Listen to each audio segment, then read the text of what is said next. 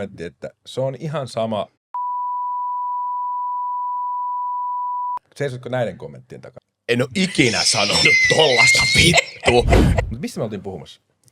Kuolleista. No niin, elävistä kuolleista. Mutta mä ehkä sen verran veto itsenäisyyden merkitys, niin kyllähän se on, tai ainakin itsessäni on se patriottisuus. Se on karissut tässä vuosien varrella.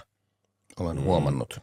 EUhan sitä koko ajan Eikä pois koko ajan. Niin, siis nimenomaan tämä EU-liittovaltio on muuta, että me olemme ikään kuin kaikki yhtä, vaikka emme oikeasti ole. Ja sitten siellä on, että se Suomi, se suomalaisuus, minkä minä koen suomalaisena, niin mä en näe sitä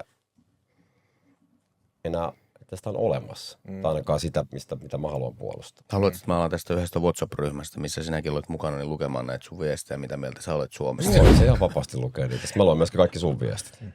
Hei. Ei, mä en. Luotan kaikki, että muidenkin viestit. Ei lueta. Ei lueta. Niin. Miten Kalle tämmönen kommentti, että se on ihan sama.